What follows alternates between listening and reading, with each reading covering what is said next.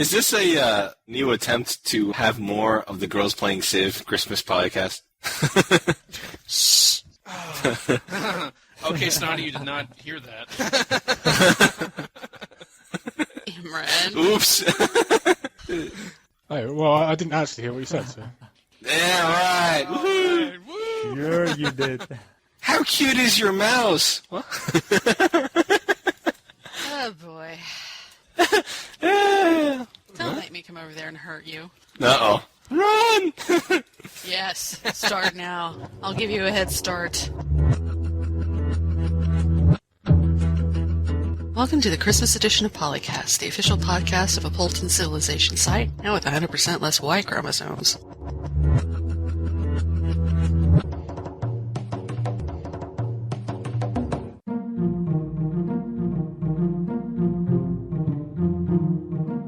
I'm so Makahlua, and I've kicked Dan, Imran, and Locutus out this week while investigating one of those big Civ myths that girls other than me play Civ. No, really. Found at least 3 others. So our co-hosts this week are... I'm Cartimandua. This is KMad. I'm going to be the one that tries not to giggle.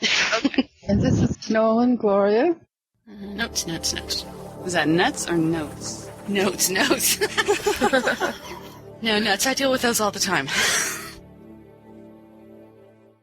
We have a bunch of female leaders in the game. Well, not a bunch. Let me count. 5. No, 6. I think at least one person here who would probably like at least one more Celtic leader in the game.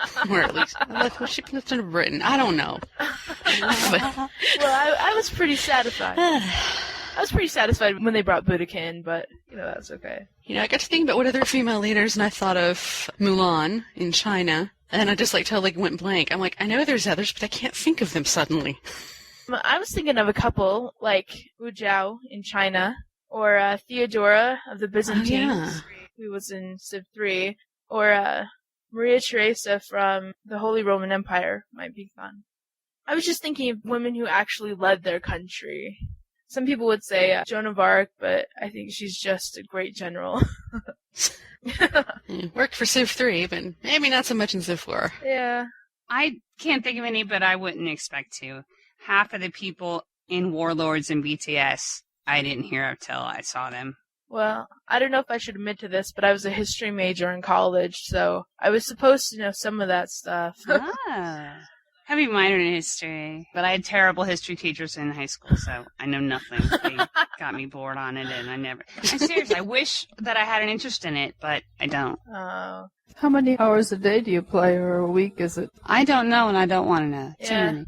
I think it depends on the week. Some of my games, it'll say 70 hours playtime because I'll fall asleep with the computer. And I don't really play it for 70 hours, but it'll say 70 hours on there. And I keep it open when I'm doing other stuff, and it just is ridiculous. Yeah, I think it depends on the week, how I'm feeling, what my mood is. Yeah. That's a very woman kind of way to say. Yeah. Well, I'll put it this way. I blame Sid Meier, and I have for 8 years now, because my house would be a lot cleaner if I had never heard of him. That's about it. I have dust bunnies under my couch with his name on them. I think I have dust bunnies under my desk, too. Well, when things are in testing phases, I find myself playing 12, 14-hour days. And I count lobby time, too, because you can't do anything else. Yeah. While you wait for your friends. So I've taken to knitting and beading while waiting for games. And ignoring the teenage testosterone surges in the lobby posts. Sounds like a good solution to me. I do a lot of hot seat and a lot of single player. Don't get into multiplayer very much, just because I don't have that many friends, I guess. Just kidding. And I play a lot with my husband. I've been playing since Civ 2. My husband got me hooked on it before we were married. He doesn't play anymore, pretty much. He only likes to mod it. If I play multiplayer, it's with him. We're a team against the AI. I'm the old lady in the crowd and have been testing Civ games for the past 5 years. Cool. Okay. I love Civ MP, but they hate it when I whine. Why did you pick on me? I wasn't ready for you. And they go, oh, I feel like a crumb for beating on the old lady. Go away. And this one guy says, "No, you're just so much fun to torment, I can't help it." But where they would start flaming one another and everything, there's often a little ladies present, a leveling or soothing thing, unless the women start fighting first. We would never. It's an option. We wouldn't get nasty on each other, would we?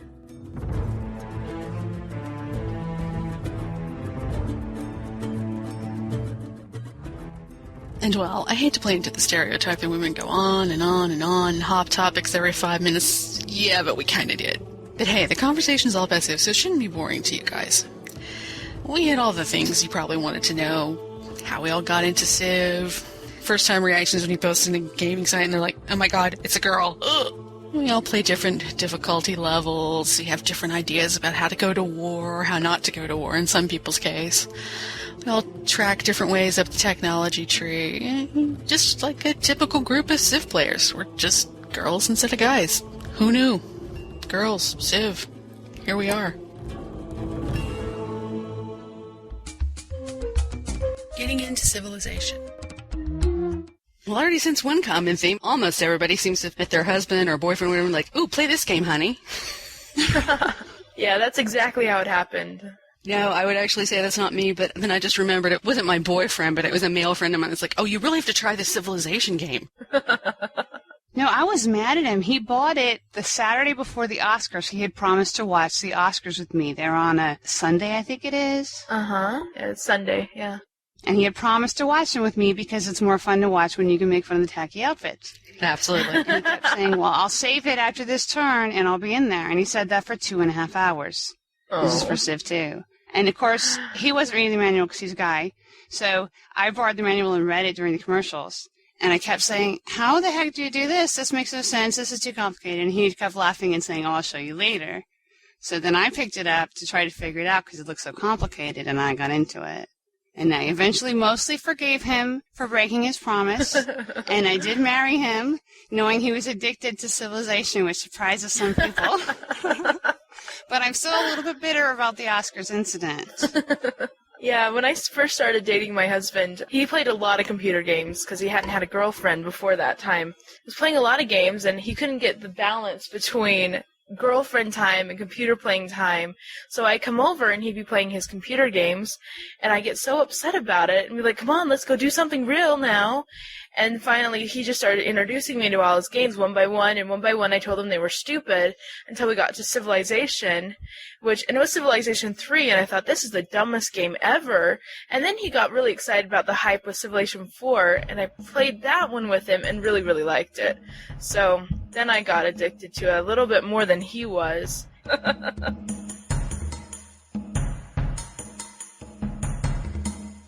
First time forum posting. So, okay, we know how the husbands and the boyfriends like it, but how was it when you first started posting in the forums?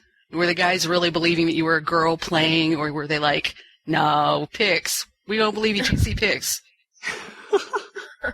Well, I lurked on the forums for a really long time. I just read what my husband wrote. I had my name and everything. I just didn't say anything because I was really afraid. Because I'd only been playing for a little while, and everyone else knew so much more than me. And if you see, I still am way low on the totem pole because I'm a lurker. But a couple times, I think the guys are like, are you a DL? What's going on? And they don't believe I'm a girl until I posted my picture. Well, we can post just about any kind of picture we like. That's true. Exactly. I'd rather post one from 1980. I don't really care if they believe I'm a girl or not, because I'm just somebody posting words on the internet. Yeah. And if they ask me if I'm really a girl, I say I am, and I'm happily married, so what does it matter? I'm not going to flirt with you. Yeah. You know?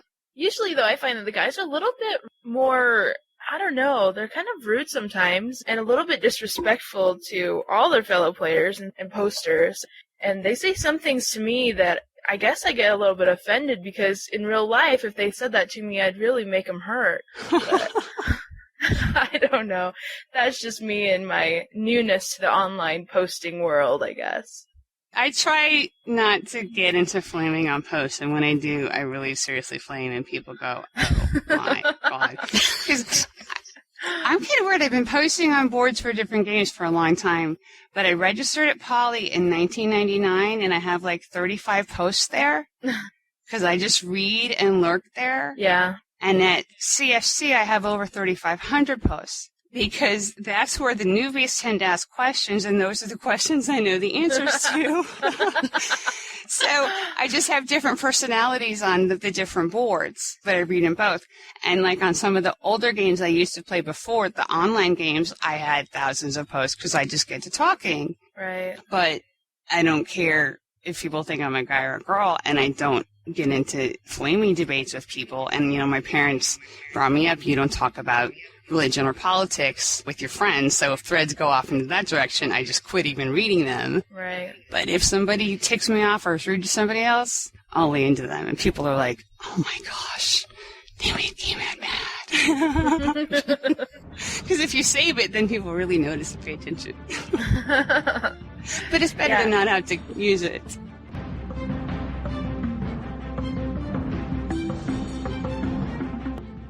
Engaging in multiplayer. The multiplayer lobby is a location that has attracted a lot of the youngsters these days, and Oh boy. those folks tend to be a lot more profane, and I don't like to hang out there waiting for someone to play with from other games. Do they even type full sentences? Well, what they do type, it doesn't even have correct spelling. It's all shorthanded spelling Oh. and very insulting. And they have no intention to even play the game. They just want to create a rude situation for everyone else to waddle in. So I tend to wait for games on Yim with people I know. But it is a very testosterone-driven younger crowd in the multiplayer group. And I haven't seen too many ladies, but most of them are younger. I think it's a gender thing. Women in my age bracket were a little bit more sensitive to the needs of the male population. And it's a different upbringing. Well, I imagine the like first-person shooter lobbies are even worse. They are, trust me. Ugh. My husband hates forums for every kind of games. He thinks that they're all full of flaming and no useful information. And then he'll ask me something about Civ, and I'll say, wait, hang on 2 seconds, and I'll go search the answer that I know exactly where to find it. And he'll be like, oh, wow, how do I mod this? And I don't even care about modding, but I know where to find the answer within 3 minutes. Because the boards are set up well, and there are people there that know so much and share what they know. So then I can find it for him, and he's like, oh, they do have a use. But does that make him read it? No, he just uses me as a search queen. I think there are a lot of husband-wife combinations who play. Even on the ladder in Conquest, it was very common for a husband and wife team. Well, it's just easier because you learn their playing styles and you know exactly how to win them if you're playing against them. And you know, like, each other's strengths, so if you wanted to team up against the AI, it's really easy as well. Well, a multiplayer scenario, you pick up all the tricks and the tech routes and everything else, all the techniques from your friends and your clan. If they're in a mood for a test game, it's really great. Or even to watch them during a multiplayer game. You can watch? Yeah, all you have to do is click on the other person's city to see what they're doing. You can do that in single player, too, if you're teamed with the AI. Oh, I see. While you're playing. I thought you meant while you weren't in the game. I was like, oh. Well, that happens, too. If you're killed, you can hang around. Some people get so involved that they just don't want to leave. And others are so peeved that they're delighted to take off, and they go to the lobby and vent. Yeah. Man, so-and-so did such and such, and it's a...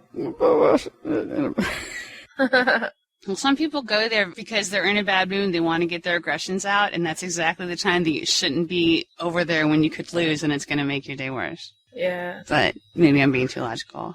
I was just sit there all day thinking, when I get home, I'm going to go stomp something into the ground.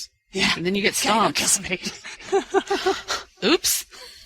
It's kind of fun to visit while you're playing a game. It doesn't always have to be another human being, though. I think instincts for that Yeah, I never thought about doing that. are for humans to play with humans in the multiplayer game. But as I've aged and sometimes I'm tired, and it's nice to run for an hour against the AI, or even team with an AI versus the AI if you want. You quit when you've had enough.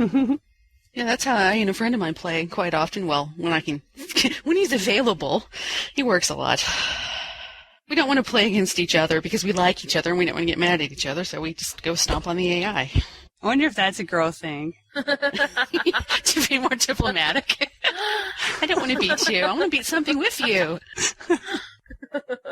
No, because actually I have no problem beating people in multiplayer. Yeah. Of course, I don't know them as well.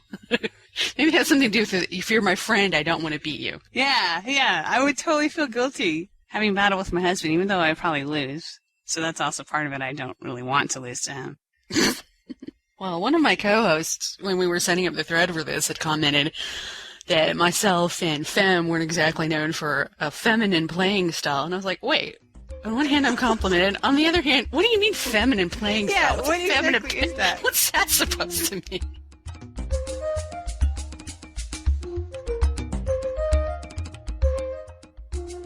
Playstyles. I'm a castle builder, which means I stay home, I get as big as I can, and defend to the hilt. I'm less likely to go looking for trouble. Oh, so you're an isolationist. Well, I'm no castle.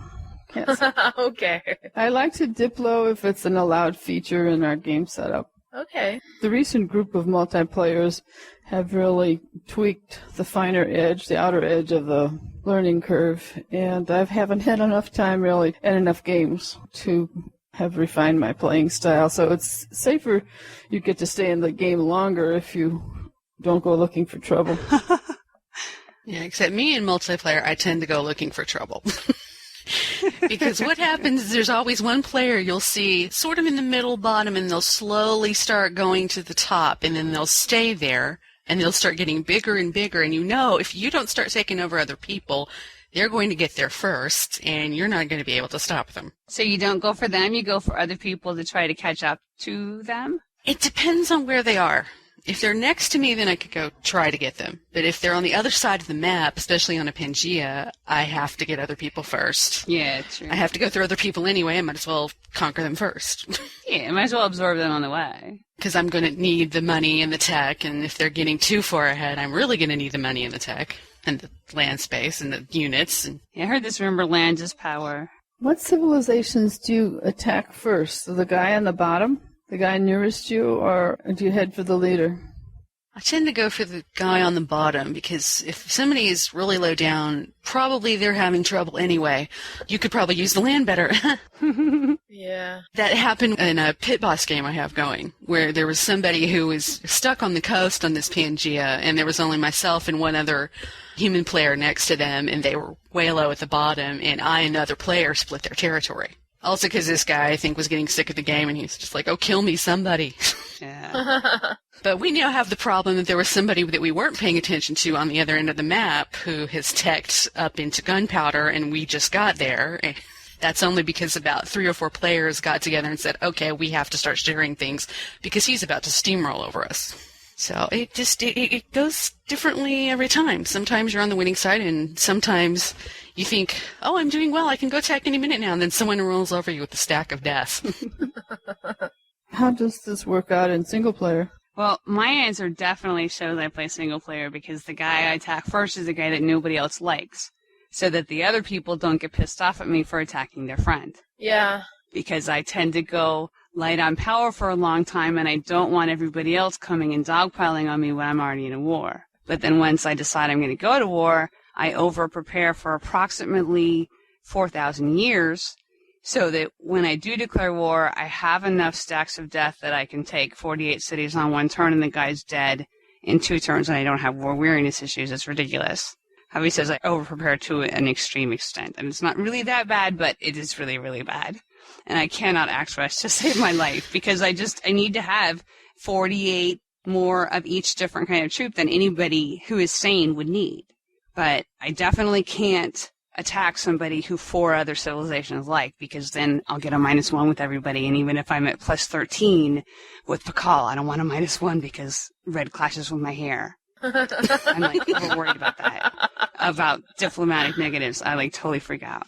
Well, in single player, I'll usually play something where there's continents, or even if it's on a more Pangea or a Terra map, I'm always eyeing my closest neighbors up to see which of them I could absorb early. Because when you have everybody on the Pangea and everybody has about the equal amount of territory, it's a stalemate game the whole time. If you don't have to have a lot of momentum, but if you have just a little momentum and you get it early, you can get to the goals a lot faster. And that's something that I picked up over from multiplayer, because I used to be a lot more of the castle type. I do that sometimes in multiplayer, actually, when I probably should be preparing for a war. I just want to sit here and build stuff. And I do that in single player, too. That's the problem I had in one of the BTS League games, is because I just sat there and built, and then, tunk, I got totally run over. I thought I was ready. I wasn't. Oops. Yeah, I think in single player it's really important to really, at the very beginning of the game, get as much territory as you can.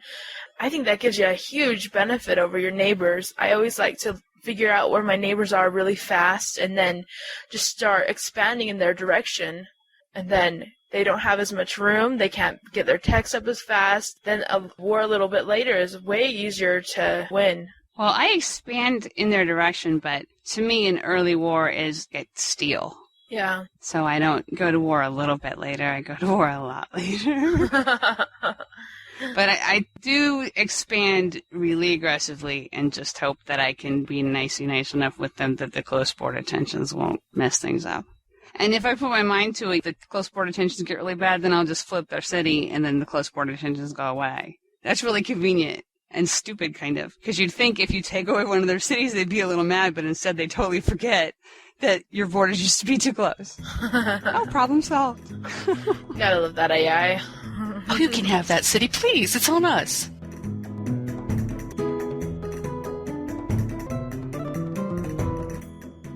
City naming. The animations are great for the nukes and the spaceship. Yeah. I tend to go for the spaceship victory all the time. I'm old school. I really wish it was still a 2D game because I get dizzy. I have equilibrium issues, and I just would prefer a 2D game, but I know I won't get it because 3D games sell more. And I do want it to keep selling so that it stays on the shelves and they make new ones so I can deal, but in a perfect world, I wouldn't have to have 3D. But, it's cool to zoom in on the sheep and the piggies and the elephants. They are cute. Whenever I show, my little brothers and sisters the game, I always do that. I really like to show them the sheep and, look, it's such a fun little game. Kids are like, really? That's kind of funny. Well, it took me the longest time to notice that if you have them pastured but not working, you're not working the tile, then they run around like crazy. And they jump. They're like, oh, we're free. We can jump around. They're so cute. I know. We're such girls. And the best thing in the world, this is probably pretty girly, if I see pigs and iron located such that I can get them both in the same city cross, I have to do it. No matter how crappy the terrain is next to it, no matter how many cities I already have, or how many pigs or iron I already have. I have to do it, and I have to name the city Pig Iron. So I have had cities where I had Pig Iron North and Pig Iron South.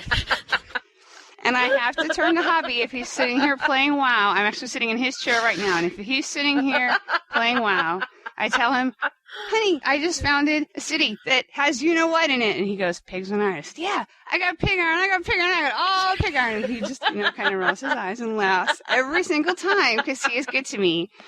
And he knows that it makes me giggle. I love the pigs. They're the cutest little, they're great. The pigs are totally cute.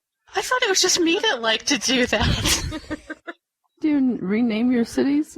I rename a lot of my cities in some games. Some I don't. A lot of them I do. My capital is usually Peepsville, because my username is KMadCandy. The candy is because I'm a sweet tooth. And those Easter candy peeps, the marshmallow ones, are awesome. Do you guys rename your cities? No, not usually. Very occasionally I've started to. I do to make me giggle. I just like to giggle while I play. If you guys read my city names, you'd be like, what is wrong with this person? You were talking about Peepsville. Yeah, I named my capital Peepsville because I love the candy peeps from Easter. So my capital is usually named Peepsville, and I have the Candyland Empire. Sometimes, but very rarely, I name all my cities after candy. I actually have saved, for if I want to use it, a civilizations.txt XML file that has all the city names that are named after candy that I made. I found some website that'll put all the city names in the right format that you could just insert it into that file. So I can just pull that up and not have to rename them all. So that's pretty cool. But I don't use it all the time. Usually I name them based on this range. You know, like I'll have crabby cows for a town that has crabs and cows, or, you know, spicy rice, stuff like that. I've never done that before, but maybe I should try. Well, it's fun. Or after you capture a city, you rename it, "This was supposed to be my spot, dang it." Or like new whatever, because I had to move the town of whatever one square over because they placed it in some stupid place and messed up my pretty dot map. My husband makes sure that everything's exactly the way it would have really looked. And he never changes the names of his city to anything other than what they really could have been. And he'll go through and change the list names because he doesn't think they're historically accurate. He was even more of a history major than I was. Well, if it drives you crazy, you might as well change it permanently. Yeah. That makes sense to me. Yeah. If it's going to drive you nuts to see something that you think is wrong. Well, yeah, some of the people that play or from the countries that are in the game are like, "That's not the right name." And they fix it. We especially hate the Native American city names. Like Poverty Point? Are you kidding me? Those ones we always change. Well, there's been a lot of discussion about the Native American concept of civs. Which one was all the different styles of the native tribes? Their ways are not the same, and some didn't even have cities, and others, had the pueblos. And what do you do with this? And who's the leader to choose? So they just went generic. There's a great thread on city names on Civ Fanatics, but it's hidden in the Warlords board. But the guy who did the city name list for Warlords and Beyond the Sword posted in it, and he gave the list of all the new BTS names and his notes to himself on why he put on what the city is. So it kind of gives you insight on why he picked it or why he changed it. Like he changed a bunch of the Indian names. It started out with people complaining about different cities and why are they in here and why is this and why is that. And then he shared some of why he did what he was doing. I think I was the first complainer. I thought that was interesting. I don't even know from one city to the next, but I thought that was cool seeing what he thought and why he did some of the things he did. But of course, stuff like that's going to be controversial.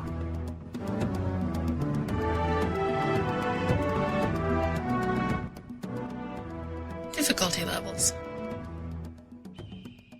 On the latter, I find myself set at normal all the time, but in practice games, we've been going for Monarch. I usually play on Noble. I literally play them all because I play the Hall of Fame gauntlets. So some of them are on Settler, and it's a blast because you can see how much you kill the AI. We had one, I forget if it was on Settler or Chieftain, where the goal was to get, this is in Vanilla or Warlords, as early diplomatic victory as possible, but it was before the AP. And I barely squeaked in at 10 BC. I didn't think I was going to get an NBC, but I did as close as possible to the deadline. And, I mean, this is on the easiest level, so it's not really much of an accomplishment, but I was all proud.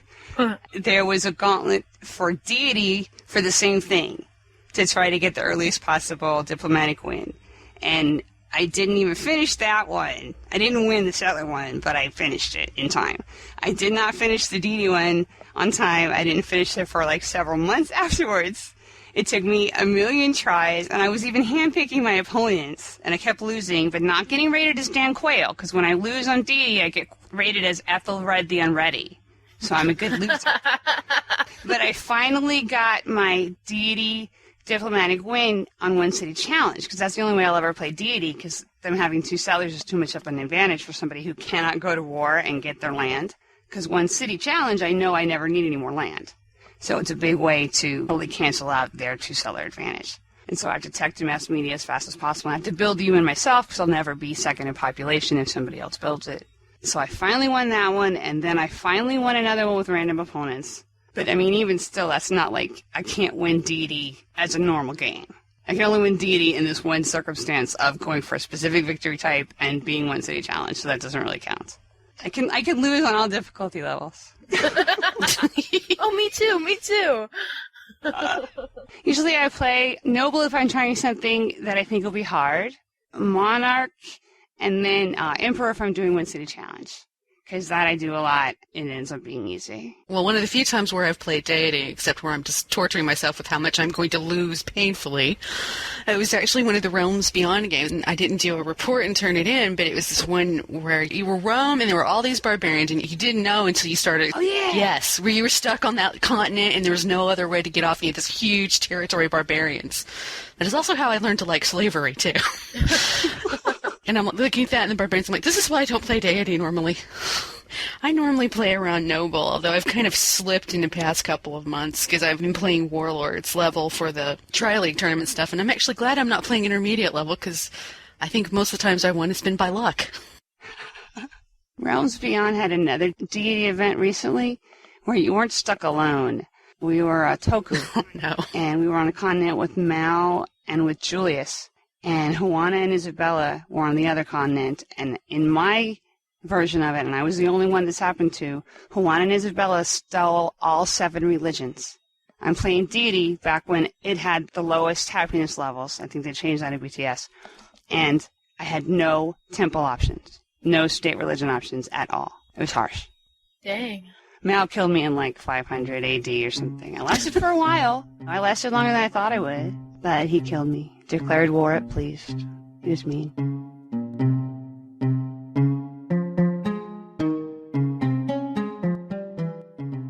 Interest in history. I say that if people don't have an interest in history, then they're learning the wrong stuff. They need to find their own little niche. Because everybody likes it, they just don't know it. Well, like the first time I met, who is it, Justinian? In Beyond the Sword, I said to my husband, oh my gosh, she is way too skinny. And he just looked at me and said, well, he is the one that they had the plague named after. And I'm like, what plague? He's like, the Justinian plague. You know, he kind of expects me not to know that stuff, but he's still like, how can she not know that stuff? Because he knows I'm not stupid, but about history, I'm really stupid. So I went to Wiki, the fount of all knowledge, and I found out about it, but I'd never heard of the guy. Huh. I just knew he looked skinny. Hattie I'd heard of. Gandhi I'd heard of. I studied early art history, and I've kind of stuck into the archaeological aspect and studies of the game. I wanted to be an Egyptologist and specialize in pottery. Nifty. I wanted to be an Egyptologist until I realized I'd have to spend a lot of times underground. Then I decided I didn't like that anymore. In hot weather. I think my mom said almost exactly the same thing about that. She loves Egypt. If you made her a mod that was just playing Egypt, she'd be so happy. But ooh, Dusty, ew. Spiders, ew. Yeah. Spiders? Did you say spiders?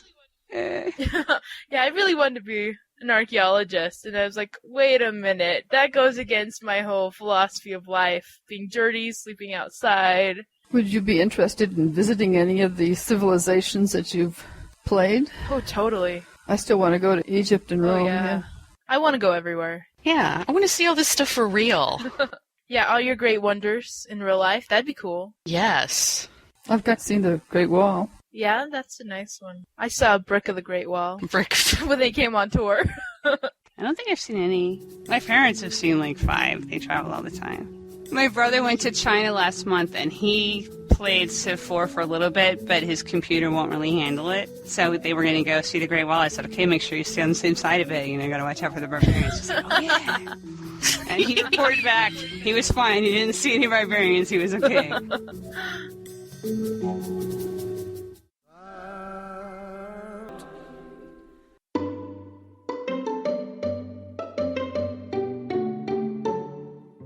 In-game signs.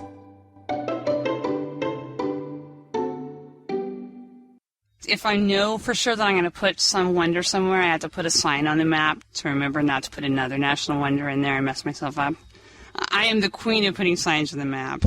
I put a million signs up there. I probably need to stop doing that in hit boss games so people don't read my signs. Luckily, the AI can't read a darn thing. Oh, you mean like a sign that says, start here to attack. Raise, reset all over here, raise, replace, keep. I send missionaries out sometimes as scouts if I get the later religions and I'm not going to use it. I'll name it I am a spy, don't use me, to remember not to use it because I'm forgetful. And they don't ever close borders or send it out because they don't read it and realize that it's a spy. And this is after they have writing and alphabet and literature, so they know how to read, but they don't read by unit name.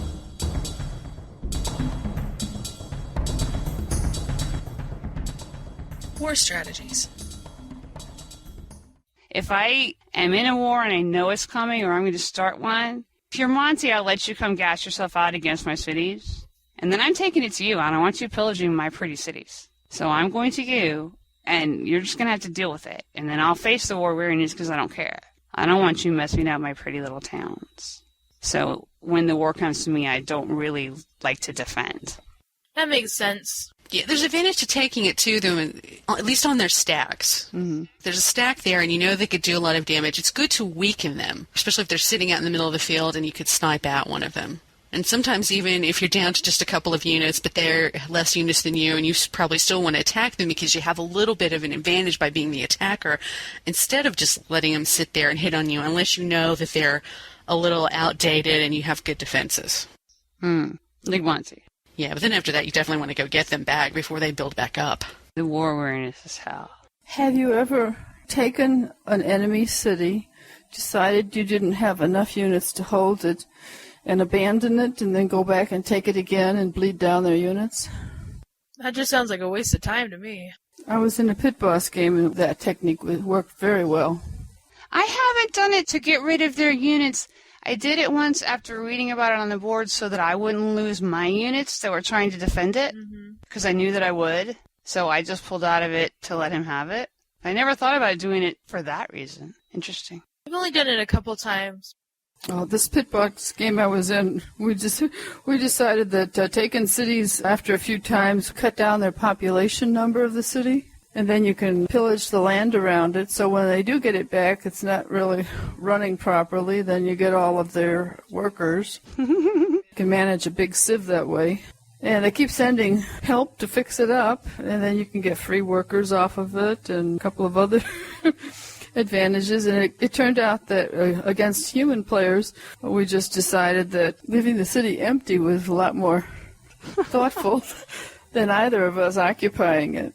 I was at war with Justinian last night. He did not leave me a single worker to poach by the time I was done. Sure. Because, of course, I had to redo his land because he had it improved wrong. What a dork. I think the only time I've done trying to bleed off their units in the city was kind of unintentionally usually. Because it's usually when I think I'm taking enough units on a cross-continent thing to go to another continent, and then I land in their city, and even if I'm ahead of them in tech, like say I've landed with infantry, and they're still on gunpowder, and then I don't realize that they also have about 11 billion of those units. And they're like, oops, there goes my whole fleet. Time to refill.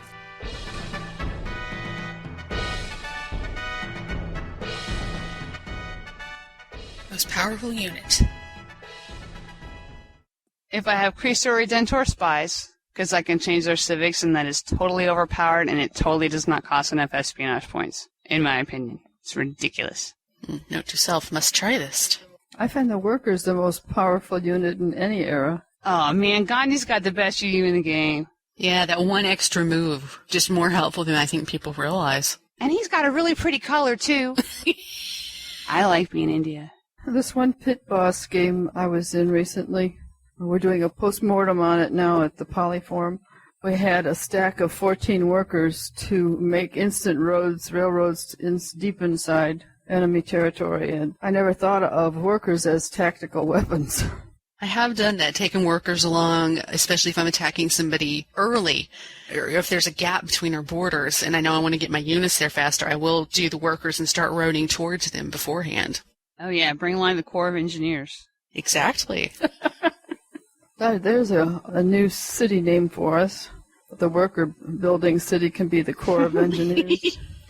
Artillery in every era is also really powerful, because you get a stack of enough of them together, and it doesn't have to be a large number of them. It can only be like 5 of them.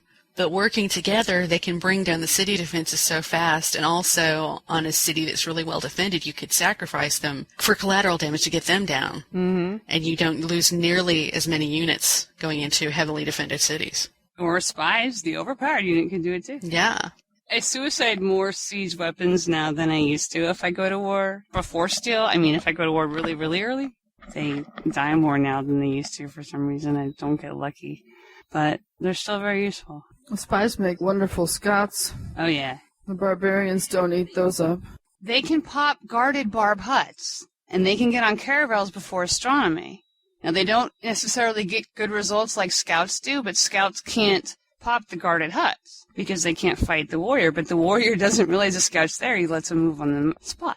Oh. So you can pop astronomy from a hut with a spy on a caravel. I hadn't thought to try that, actually. Yeah, I posted that the other day on CFC, and a bunch of people didn't realize it, that they could pop guarded huts. Because a lot of people are like, I need to get astronomy before I can pop the guarded huts. Now you don't. It's pretty cool. It would probably help if I played a game up into that age more often. That's my problem, too.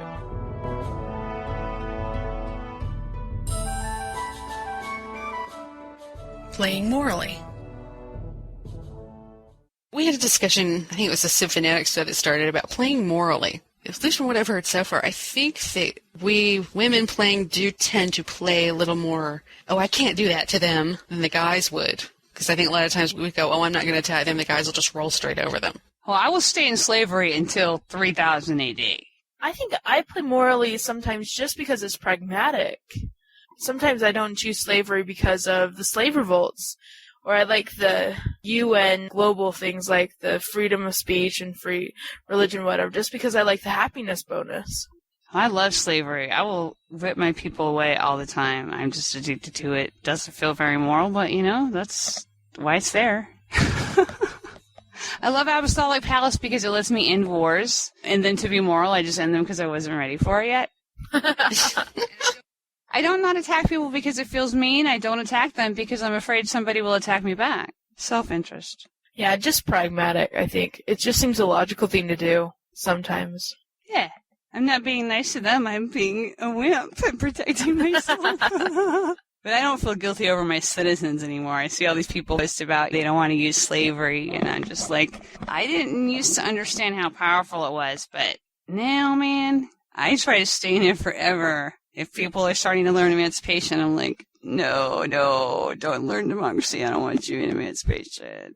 It was that Realms Beyond game with the barbs on deity that did it for me, because it's like, I could be nice and not whip you, but if I don't, you're going to die anyway.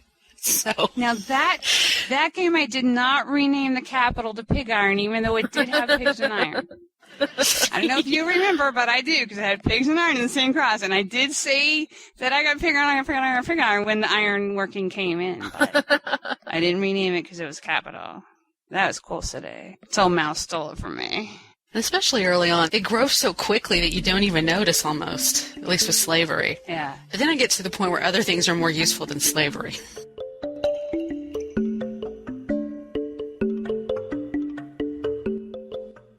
On random events. I usually do. Yeah, I leave them turned on most of the time. I think it's only been in a few comparative games lately where it's been turned off, and I'm like, I miss them. I like the events. Yeah. I think they're a good inclusion in the game. And I like the quests, although I've lost like 3 quests to the AI.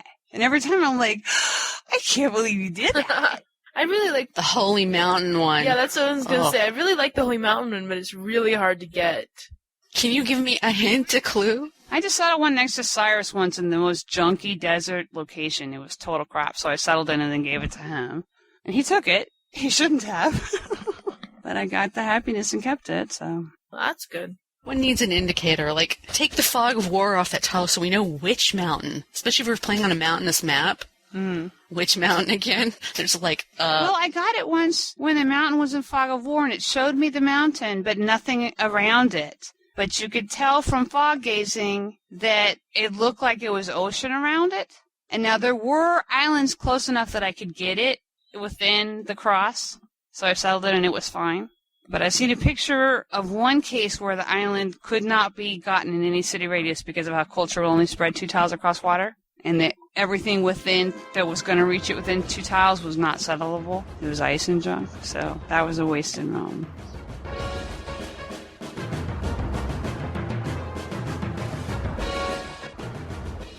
Pre-war strategies. Do you ever get 2 civs to fight each other, to weaken each other before an attack? Well, I have this little diplomacy problem where when they come asking me for stuff, I'm usually like, no, research it yourself. So I'm usually not good enough relations with somebody unless I happen to have the same religion, and then they're not next door to who I need for them to attack. I absolutely do it.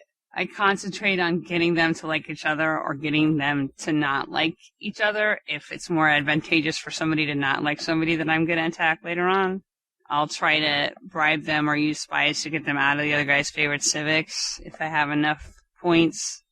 Cristo Redentor is priceless for that in late game. There's one example. Churchill hated Hattie, and I needed Hattie's pigs in a culture game.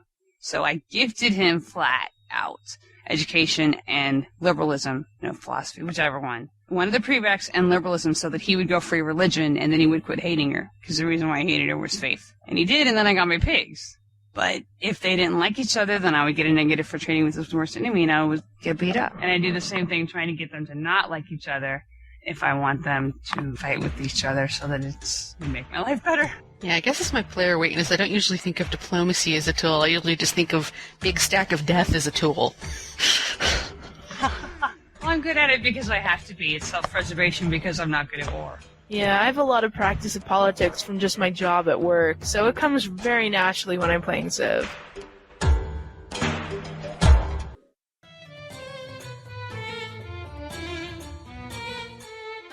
Favorite civics? At what point in the game? Because that question has many answers. Mm-hmm. Like early on, I think most of us like slavery. Then, I don't know.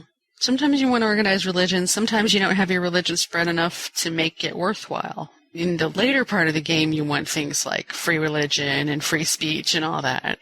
That's that middle part I think is where you move your civics around the most. I have been in free religion, I think, only like 4 times in Beyond the Sword, because I tend to not get to mass media, and I want to keep my Apostolic Palace to be able to end wars or start them up. So I want to keep as many votes as I can. Yeah, I really like organized religion. I rarely move on to theocracy or anything like that because I think that's stupid. I don't know why. But I also really like free market. I think that does a lot of good things for your money making. I need it for my corporations. I literally have not been in state property at all in Beyond the Sword because it cancels out corporations, and yeah, I love Sid Sushi. So if I buy state property, I eat up the expense because it's worth it. I use pacifism sometimes when I want great people. I don't do pacifism very much because usually something bad will happen right after and I'll have to change. Serfdom's good sometimes. I hardly ever use that. I never remember that it's there. Spiritual is my favorite trait, so I very often play games where I don't have to worry about anarchy. Oh, that's a good one. So I could do the organized religion pacifism thing. I could even go to theocracy if I want to make units with 2 more XP just for a little while, because I'm doing a little bit of, get a little power boost time thing here. I'll swap into hereditary rule if it's somebody's favorite civic to get them to do me a favor or whatever. I love being spiritual. I sometimes end up getting stuck in my civics. I forget to update them, so I get stuck in hereditary rule and organized religion and serfdom for a really long time before, I could have used something else there for a little while, but sometimes I just forget. I get too wrapped up in other things. Or I build the pyramids apparently only for denial and great person points purposes because I forget to actually use it till, 1200 AD. When I built it in, 800 BC. Yeah. Done that. I've done that before too. I like hereditary rule. Mercantilism at times, if you start an industrial era. It helps get the first great people, which starts adding to the essentials of gaining speed in that era if you have an era start. But I really haven't learned to master the religion aspect of the game as well as I should. In fact, most of my games are on the ladder and in multiplayer, so it kind of frames what's useful for a short game. I may be playing more single-player games to get better, but playing humans in short time periods creates its own bracketing. It's very different than a long game played in single-player. Well, yeah, it must be totally different because for diplomacy in AI, religion is so much of it, and for humans, all it would be good for is the civics and culture. Right. I generally don't have time to be building missionaries because somebody's standing at the door with a big stack of something. Yeah, especially with the Apostolic Palace and Beyond the Sword, it can really have a lot of power. not the palace, but religion. It always did. It always has been able to cause wars, but now it can literally stop them, or it can make almost the entire world join in on a war that's already happening. It's crazy. I like it for the hammers and for the get out of jail free card. Stop the AI from trying to do a diplomatic victory on me. I've never had them try. I have actually let them get the Apostolic Palace a time or two. I usually don't. But I have heard on the boards about people that have lost to diplomatic to the AI, and that's gotta be annoying. I don't think I've seen the Apostolic Palace in a multiplayer game. Maybe in an epic game, but not in a Yeah, it doesn't surprise me. 2-hour special.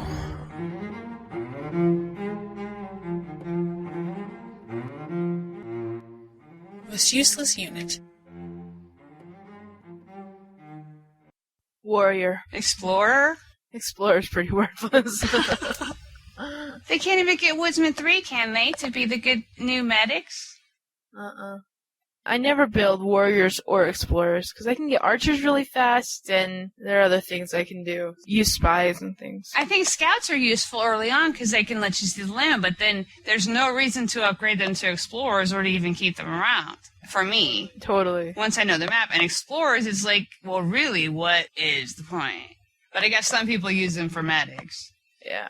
But I use a chariot. Well, I use warriors as back city placeholders in Yeah. Oh, yeah.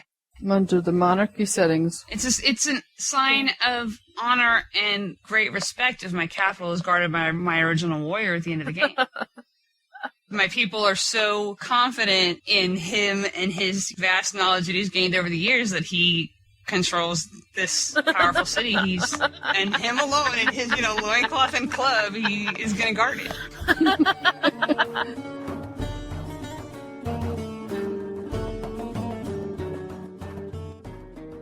Units in general. I usually do start out just with my archer, though. I like the defense bonus that the warrior doesn't have. I build elephants for mascots. They're so cute, and they make a great noise. Yeah, so I'll put them in my cities just for mascots. Say they're way after the tech is no longer useful, and just because I like them. They have to name them and put them in the zoo. Yeah. How come we don't have zoos in this game? That's right. We should have zoos. National Wonder should be like SeaWorld and San Diego Zoo and stuff. Somebody will mod it. Sounds like a good idea. I think some of the UUs are really pretty. I love the jumbos, but I think Immortals are pretty. I love how the MPs dance. I think some of the UUs are prettier than the default units. Yeah. I love the Immortals and then how they spend their little, spear thingies or whatever after their combat. You could tell how much history I know and everything. And my husband gets mad about one unit. Maybe it's the Immortals that he thinks shouldn't even be mounted. Yeah, that's right. They shouldn't. Yeah, every time I'm playing as Persia, he's like, Immortals should not be mounted. I'm like, no, baby, they rock, because they get defensive bonus and everything. He's like, I don't want to hear about it. They shouldn't be mounted. Because I don't care about a sword block. See, it's a game, and I want to play it. But It sounds like my husband. yeah.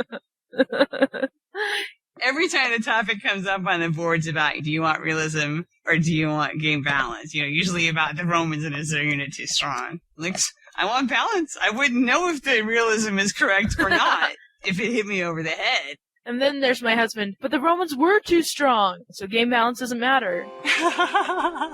Well, at least Gus isn't creative organized anymore. That was a little ridiculous. That's true.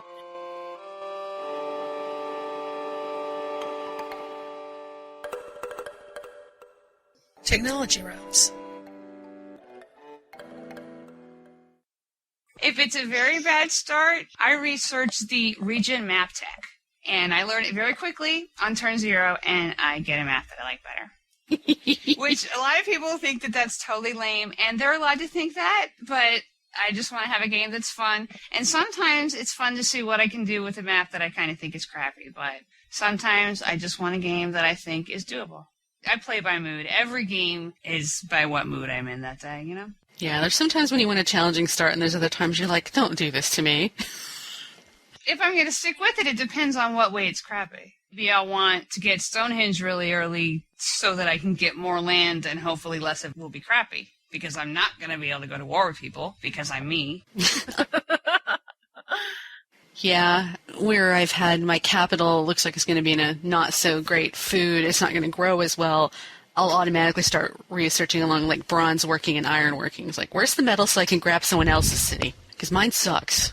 Or if you've looked out, explored a little bit, and all the territory around it also sucks, then that's even more important.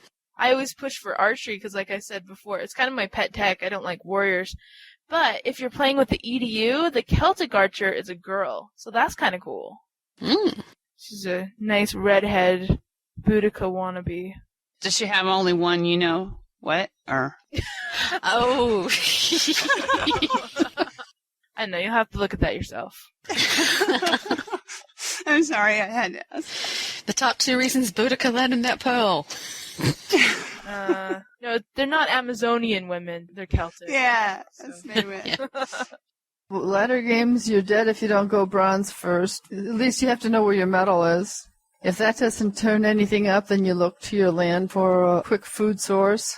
If you have bronze, then you can chop your first settlers and everything out real quick. I think the multiplayer format kind of guides your choices. About 5 or 6 texts down come a rational go for a religion. Yeah, whereas in a single player, you're going to be on religion and probably food at the beginning if you don't have a bad start. So I guess the general route is bronze, something food. If you get your warrior, then you put that out. But he's got to have something to do, so there's no sense in building him first, although some people swear on building their workers first and leaving their cities empty. Yeah. But my luck in single play is to have the AI barbarians come in and wipe me out.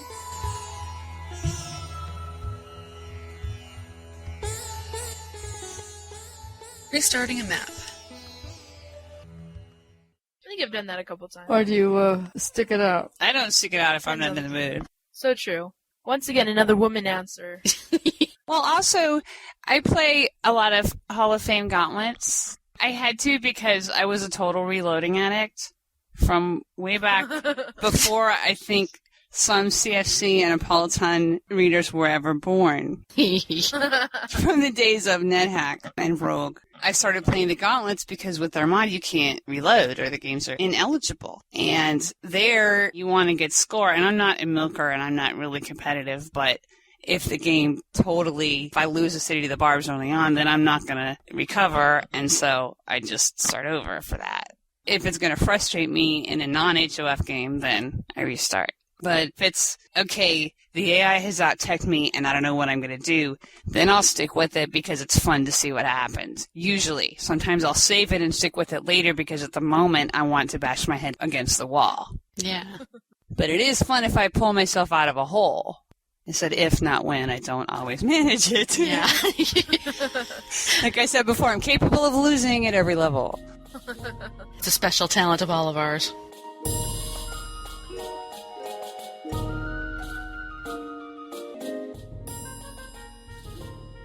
Favorite map types.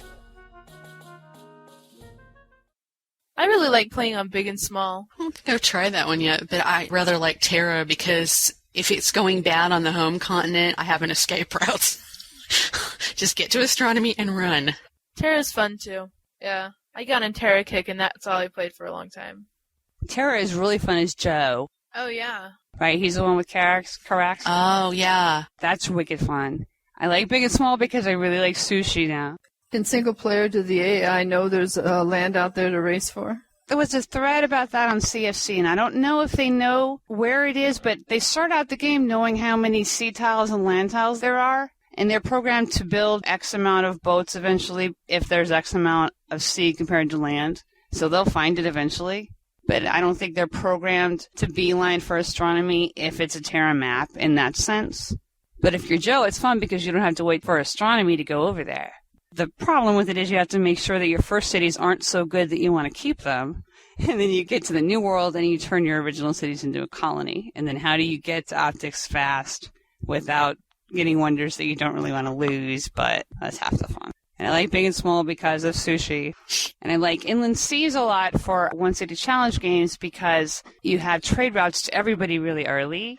If I'm playing a Hall of Fame game where I'm going to be mostly peaceful and I'm picking my leaders, I really like that because we can all get to know each other.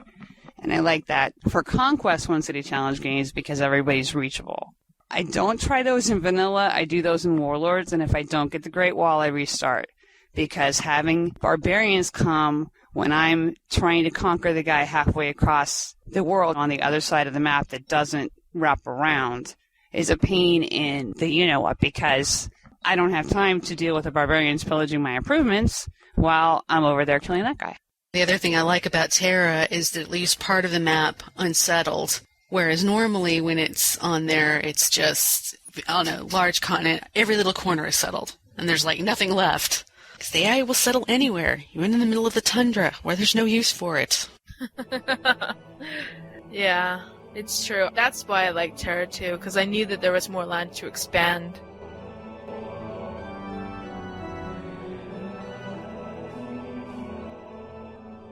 Naval Warfare. To be really honest, I don't do it that much because I'm not really very good at it. I think if I practice more, I'd be better, but... I love naval attacks. I think those are better for me than some of my land projects.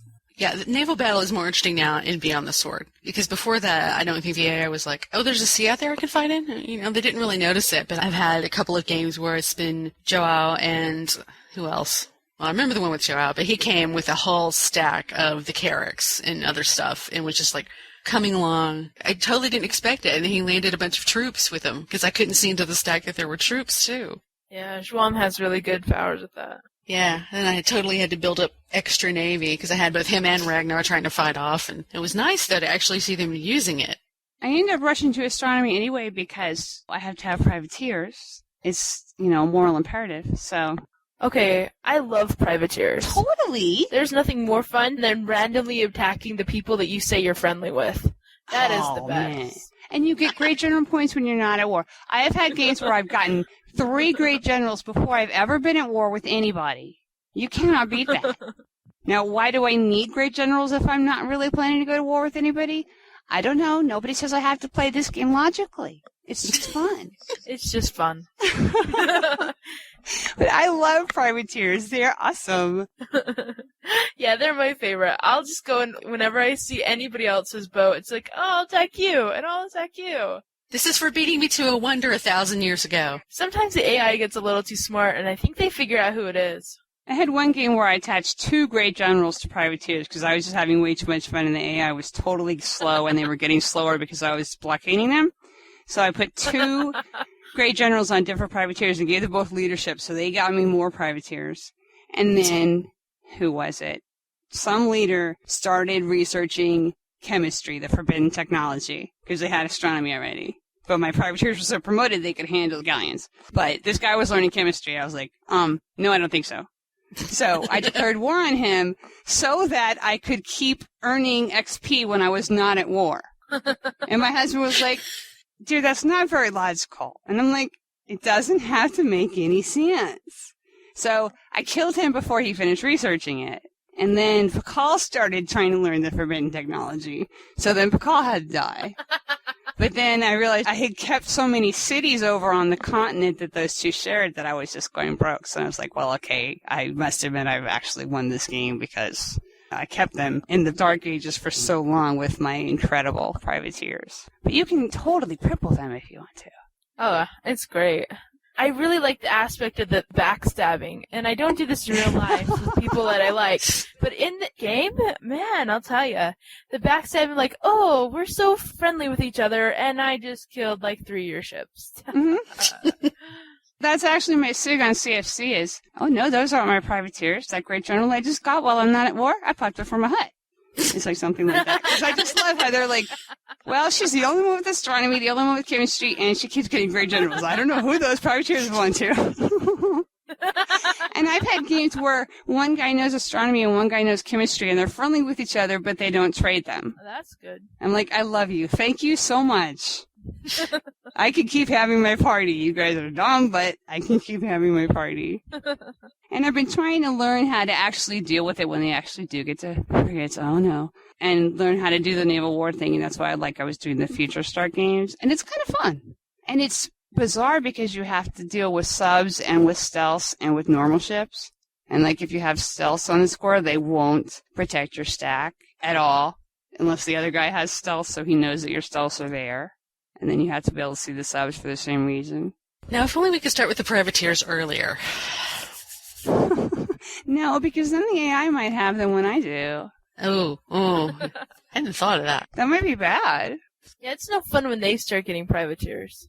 Yeah. Yeah, and I've noticed that they don't really blockade you very often either. Whereas I did that sort of Ragnar in that game where it's talking about the big naval attacks, and I actually stagnated his technology because I blockaded him for so long. But the AI doesn't do it. At least I haven't observed the AI doing it. Let's put it that way. Well, pirates started early. Caesar was captured by pirates and ransomed. That's right. Yeah. Seriously? Yep. Which Caesar? Julius.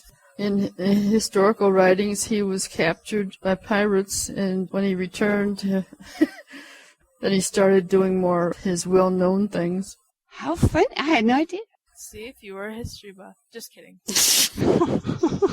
So that alone thinks that we should get pirates way, way earlier. Well, difference between pirates and privateers. Yeah. Or maybe they're just barbarians with boats. Yeah, I was about to say that's probably with Firaxis. I say, well, you have our big galleys. There's your pirates. True. Yeah, but I should have my own. Well, we have ninjas now. With the spies, so we need to have ninja versus pirate battles. That's right.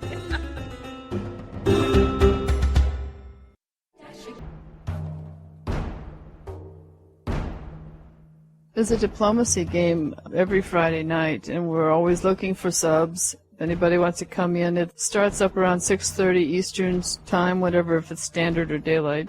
Do show up in the lobby and indicate your availability on the forum. Well, I heard the lobby is not such a great place to hang out.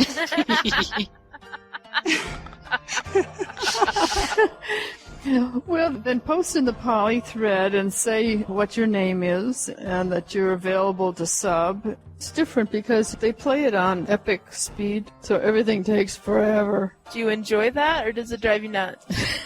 There's practically no time to go into your city screens to see what tiles are active or anything. I would go crazy. I wouldn't have time to obsess over things. Maybe you don't want multiplayer then. Take your 20 minutes to detect. Well, then join the Diplo group. They obsess over everything. Each other, their civs, their relationships. But if I saw a place with pigs and iron together, would you hold my hand when I wasn't allowed to put a city there? Yeah, that would be hard for me. I would need moral support if I couldn't actually put a city there. And name it Pig Iron North. I'm going to start naming those cities after you, so you might hear about it. Fun. The password for the Diplo games is Diplo. Well, now that I know. Now that you know. Please do join us. It would be fun to have more players.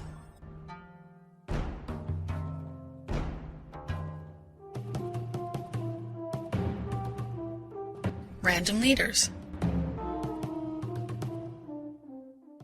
I usually do.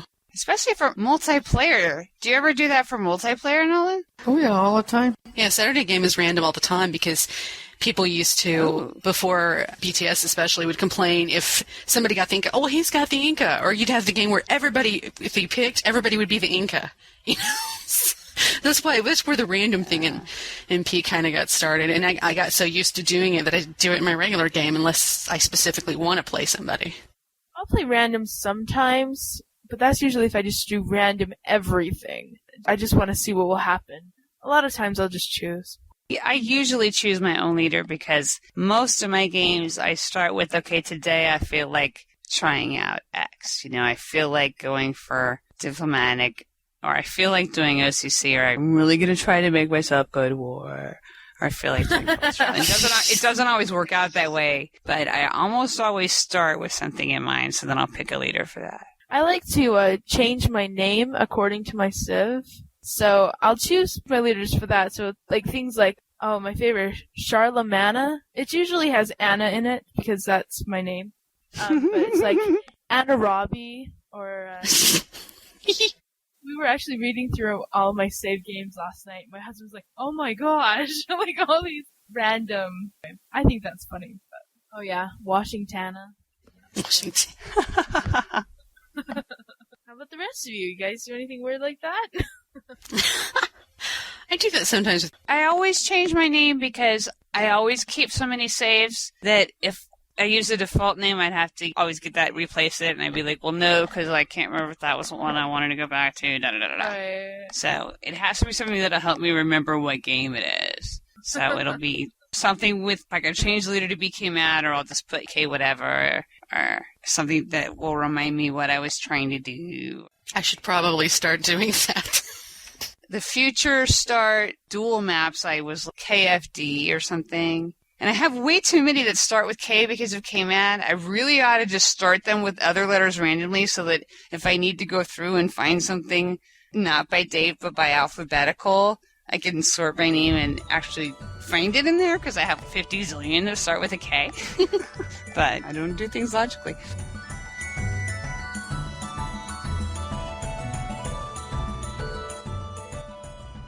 Saving your games.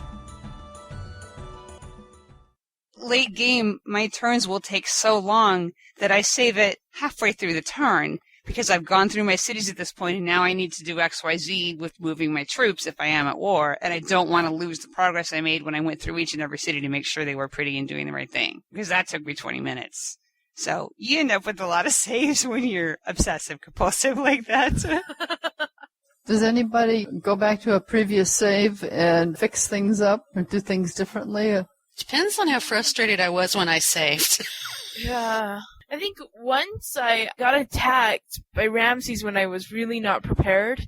I went back to a previous save, buttered him up the whole time, and the whole game was smooth with him. He never attacked me again, but I guess it depends on the game. You know, there's some games when you found yourself backed into a corner or something, and there's just not really a good way to get out of it without practically restarting the game. And at that point, you'd probably rather just play a new game.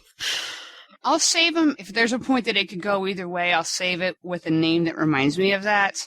This time I actually do get logical and put AAA at the front of it because I want to remember where those are. And I make sure the name reminds me exactly what it is. Because those actually sometimes do go back to late after the whole game is done and see, do the alternate what if I had declared war at this point or gone for Diplo at this point, da-da-da-da. But usually not the time. But if it frustrates me, I'll save it and go do it later. Yeah, a couple of times I've been tempted to post it in a thread on Apolyton because I see people do that where they're like, what did I do wrong? Then people would tell me what I do wrong. It's like, well, maybe I like playing that way. I can't post any of my games just because of all the signs I put and all my city names. People would be like, okay, we knew she was crazy, but we need to call a psychiatrist for her. She's totally insane. It's fun for me, so I don't want professional help. I mean, from a psychiatrist. From the boards, it's fine. I like the help I get there. I'm not suffering from insanity. I'm enjoying every minute of it. Exactly. You and your Candyland empire. Mm-hmm. Queen of Peepsville. That's awesome. And then if I'm taking pictures for the forum specifically to take pictures to post, I'll rename things. I don't know how we got into it, but something about the best tiles you could make on CFC that you can engineer in World Builder. And somebody was saying if you put floodplains in the water and farm room after biology with a lighthouse or something, that it was the best tile you could get with a levee and a river and stuff. And I'm like, no way, dude. You take an oasis and you put pigs on it and you make it a plain style instead of a desert. Okay, and it rocks because you put pigs on some of them and some of them you just make an oasis with a plains and a town on it. And that totally rocks, too, because you get the shield and you get a ton of commerce because you get the 3 from the Oasis or the 2 from the Oasis, whatever it is, and all the stuff from a town and the extra food. So it rocks. And I posted a picture of this insane city that I had made, and I had totally faked it. So I made my civilization name be Cheater Pumpkin Eaters. For that. I forget what my leader name was, but... And so then when I hovered over the tile to show what the output of it was 100% Cheater Pumpkin Eaters. And then I posted one this morning, actually. I was running some tests to see how the UN votes are totaled up. The debate was whether it's over population by city size or by city size. If a city is size 25, does that count as 25 votes? Or if a city is 25, so that counts as XYZ million people, and a city of 3 counts as a lot less, then is it based on that? And it's actually based on 25 as 25. But I was proving that to myself, even though I was sure it was true. So I named myself Highly Scientific Tester for those pictures. When I posted the picture of the vote result, Highly Scientific Tester votes for Highly Scientific Tester. Of course, they're highly scientific. I just have to make myself giggle. I bet the guys changed their names just to make them their own, so we can't make fun of them for their silly names. Because you're right, like, everybody posts their screenshots, and it's their name. They're like, yeah, right, I think they just changed it for that turn when they took the picture. Yes, because their actual name in there was like, all your base belong to us or something. That's another thing I like to rename conquered cities. All your base belong to me now. Your base belongs. Yes, I spend too much time on the internet. Why do you ask?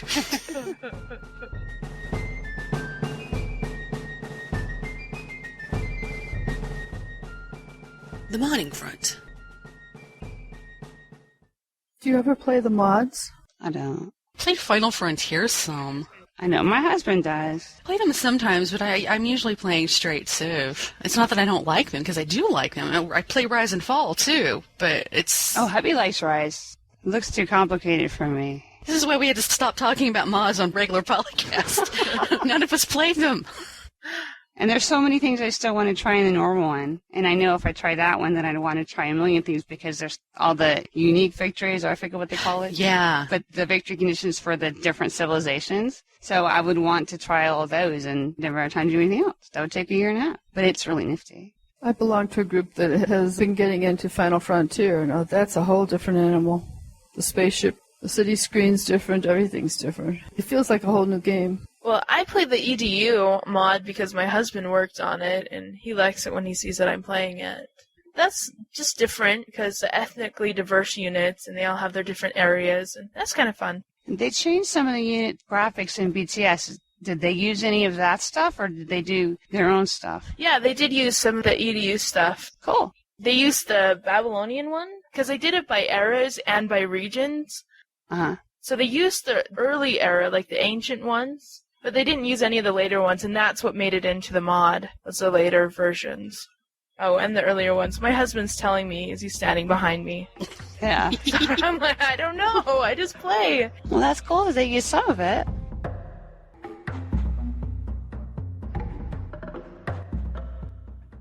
On Civilization Revolution. I don't know what to think. Part of me is like, well, that's good. That means that the franchise is doing well. It'll stick around. And part of me is like, well, are they going to dumb it all down always because of that? So, I don't know. Trying to be optimistic. I think it will lose a lot of the fun things, the aspects that we really like when we play. I think will get lost. But it's interesting to see what will happen. Well, I just hope it doesn't affect ours. I hope they don't go, oh, well, let's just sell them all like this in the future. Oh, for real? Oh, I don't think they would. I think the fan base would freak. Yeah, they know. I would freak. The way they made the announcement for it, before they announced it, people were thinking it would be an expansion, but it wasn't worded that it was an expansion. It was worded like a new product in the Civilization line or whatever.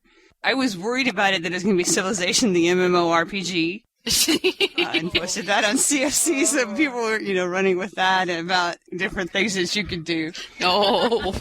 I wasn't serious, but that's kind of fun to think about. Oh my goodness. And then they announced Beyond the Sword, so everybody thought that was it. And then they announced Revolution. It was like, oh, wow, weird. That too, huh? Yeah. Well, I think a Civ MMO would get dumbed down without any help from the developers. Can you imagine? That'd be wild. Oh my gosh. My husband's a little bit upset about it. Oh, about Civ Rev, because simpler isn't necessarily dumber. It's for people like my mom who can only play for a few hours a day and doesn't have time to get into a long game and the rules to her. She has to remember so many other things that she can't remember all the Civ rules and stuff on top of it. So it'd actually be great for her. And I know not everybody likes it, but it might not be so bad. Yeah, I think it will have its own following. Probably not the same following as Civ has. I'm all for more people having fun, and I'm all for the company getting more business and sticking around for longer. I'm just being paranoid about my own self-interest. Just like I am with the AIs, obviously that's not just game behavior, that's real life too, I admit it. What's that? Phyrexis is researching consoles and you need to declare war on them? the forbidden technology. But, if they stay in business longer, then that's good for me. So more profits to them. Yes, and we do have our own preview over here at Poly going on that we can all read about later. Oh. Dan made me mention it.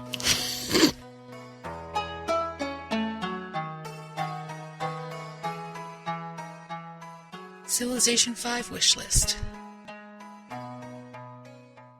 Let us inspect cities before we decide to keep or raise them. Yeah, that would be very handy. Especially because it also give you a certain pause for a minute so you can realize, oh yes, holy city, don't raise it. Uh-huh. I was doing so well in a game and then I accidentally raised a holy city because I didn't realize. And then, yeah, I ended up losing badly. Major new things, I don't know. So you'd like the option to have a turn to examine the city and then be able to raise it? That would be really cool. That would be very good. Well, yeah, because sometimes I'm just silly and I forget to check if it had any wonders, and it won't even let you zoom back out on the map to remember where it is in relation to other cities. Yeah, I think that's a good idea. I think most of the ideas that come into my head are like future era stuff, and that's probably because I want to play Alpha Centauri again. I want underwater cities and stuff. Oh, me too. That was too fun. Yes, I know. It's not really a Civ thing, but I still want underwater cities. I want to be able to bribe Civs for their votes. Oh, yeah. And then have them not always vote the way that they said they would. That was cool. That's awesome. Yeah, and even in the modern era, I don't see why you couldn't plant kelp farms or something along the coast. Fish farms. Yeah. Exactly, or even if there was a way to do that with a land tile. I don't know, maybe we need something more like the call to power improvement system, I guess, if you were trying to reach an ocean tile in the middle of a continent. Yeah. A lake. You know what I mean. Well, in thinking of stuff that could go well with Chinese empire, I thought about fish farming. They've been doing that for years and wondered if they'd ever put that in as an option in the games. You can do that in lakes and what have you. Didn't see it implemented, though. All you can do is make a wish.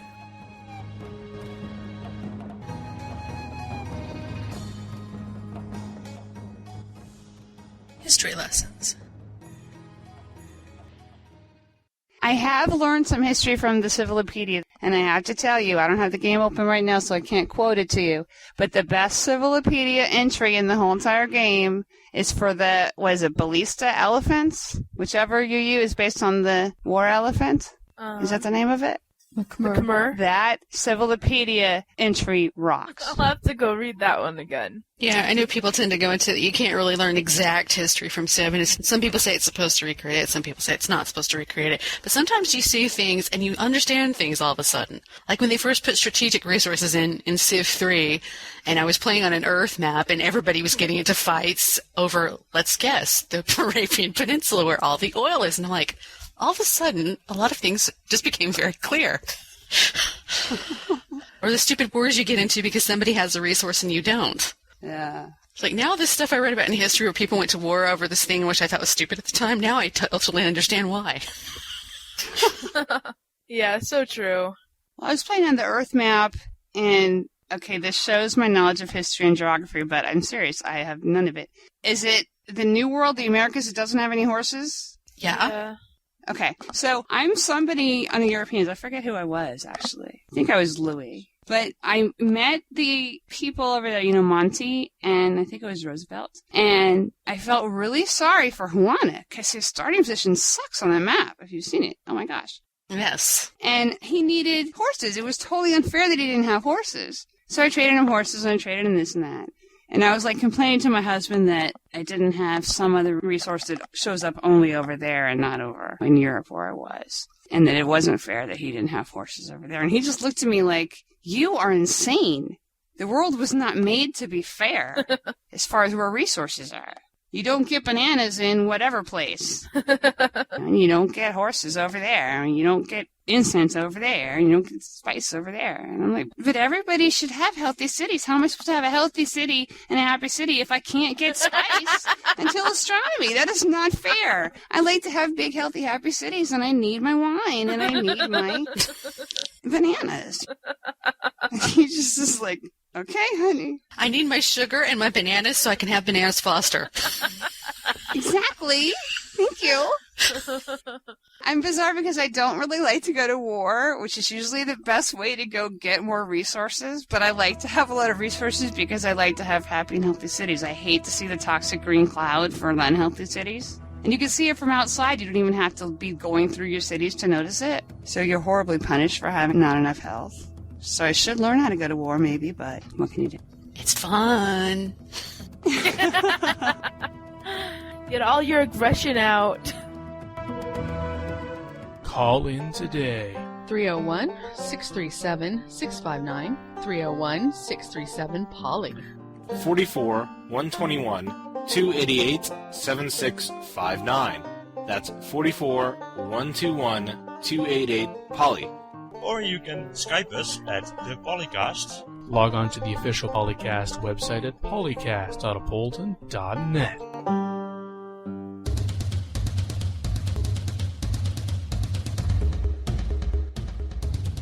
I think we've hit quite a few new things here. Or maybe when the guys listen, they'll realize that women aren't all WUS players. Except for me. Yeah, we'll show you a feminine playstyle. You might get made fun of for some of your peeps Phil stuff. They already knew that. I posted about it on CSC, so. Oh, okay. But see, now Apolyton will see how really crazy and silly I am, and I'll post less times than, what's the average of 34 in 8 years? I'll have to post even less now over there. But that's okay. I can't deny being a silly person. Isn't what the game is all about? Absolutely. I think so. I have a Civ-related old lady story. When Civ 3 came out, I had special ordered the Collector's Edition box. And my dizziness issues were very, very bad at that point, and I was actually using a walker. Now, I'm not that old. I was, we'll say, around 30 at that point. I think I wasn't yet 30. If I was not much over 30. But anyway, I was using a walker like the 90-year-old women do. And I went to the mall to go pick up my Civ 3 game. And, of course, the guys working at the store, like 18 or 19 or whatever, and they're looking at me because, obviously, I'm not as old as you think of people using walkers. So I said to them while I was picking it up, the facelift went a lot better than the hip transplant. And they laughed so hard at that they gave me their employee discount on my Collector's Edition Civ 3. Awesome. So that was my best old lady Civ experience. Getting money off for my walker. Thank you very much for the invitation to participate. Yeah, thank you. This has been... Yeah, I've had fun. Great talking to you, ladies. And we have absolutely enjoyed having everybody. Me especially. I don't get to talk to other girls about Civ very much. Aww. Oh, we should get together again. Yes. Well, if you're ever bored on a Saturday and we're recording, just Skype Dan and go, "Can I join?" Because he'll love to have people. I don't do anything on Saturdays, are you kidding? Well, there you go. Especially days where it snows all day. Well, like today. Just load up Skype, see if Dan's recording and go, "Can I come? Can I come?" No, they'll talk about things I don't know anything about. Oh, that's okay. Imran does that all the time. Sure. I tried really hard not to giggle. Did I make it? I think you did fine. Yay. What we're missing is Dan's giggles. Dan figured we'd have fun today and that would come across and he might have to worry about losing his job to us. And I said, no, that's fine. We'll keep you around for the post-production stuff. Don't worry about it. You can do the hard stuff. Editing, we don't want to touch that. You could do that. You know what? And we'll double your pay. That's right. Double his pain? What? That too. Okay, fine. We'll triple it. An all chick grudge matchup. Careful how you word that. You're going to get the boys too excited.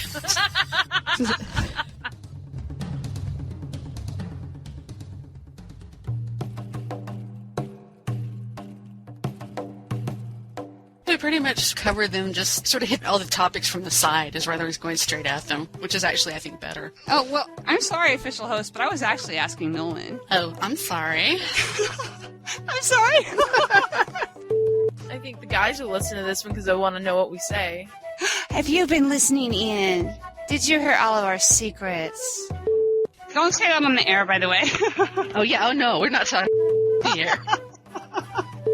I'm interested to listen to what the edited format will be with this one. Yeah. December 1st, 2007. Soundtrack courtesy Civilization 4, Warlords and Beyond the Sword. Copyright 2007, Apolyton Civilization Site at apolyton.net.